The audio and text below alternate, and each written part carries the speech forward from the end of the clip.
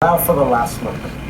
The tension between liberal democracy and authoritarian populism that we've seen play out across Europe in recent weeks is facing a new test in an entirely different part of the world.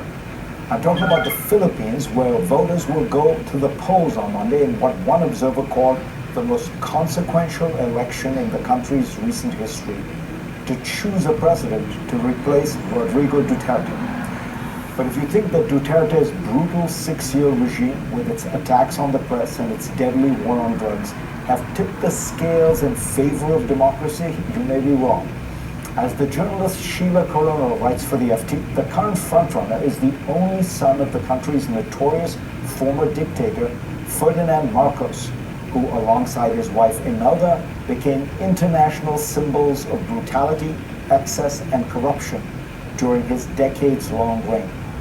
Over his time in office, he accumulated $10 billion by some estimates. As The Guardian writes, he invoked a period of martial law that lasted for nearly a decade, in which tens of thousands of political adversaries, student leaders, and writers were tortured, and more than 3,000 killed. It all came to an end in 1986 when hundreds of thousands took to the streets in protest of Marcos's rule and in support of democracy.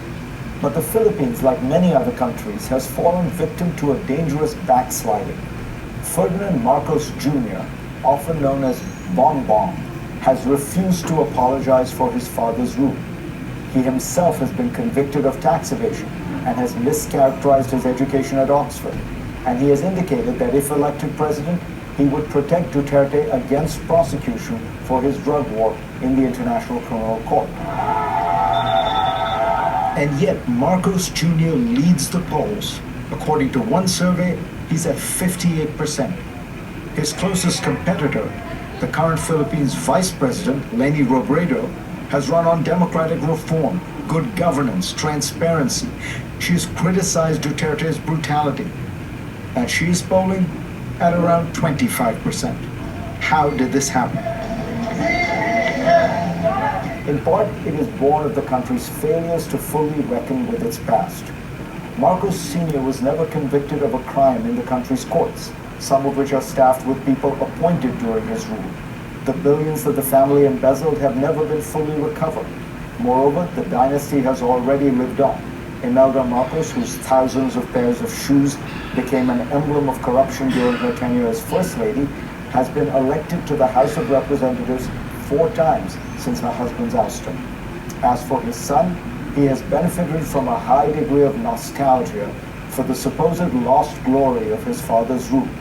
Many of Marcos Jr.'s supporters were not alive during the dictatorship. Textbooks tend not to grapple with its brutal legacy. And Marcos is extremely adept at manipulating the message online.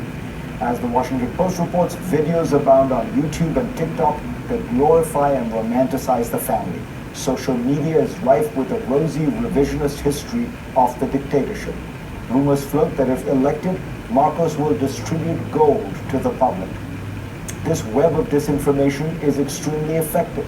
About 99% of Filipinos are online, and over half of them can't identify fake news when they see it.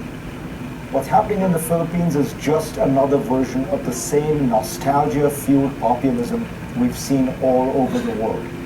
But in the context of Russia's invasion of Ukraine, it has newfound resonance. The Philippines' democratic transition occurred 5 years before the fall of the Soviet Union. The Constitution of 1987 was a moment of hope. Crucially, it established term limits. But ultimately, the work was incomplete. Reform stalled. The past was forgotten, then dressed up and paraded as glory. What we see in the Philippines is just one example of the contest playing out across the world. Let's hope for a better outcome there and elsewhere. Thanks to all of you for being part of my program this week. I will see you next week.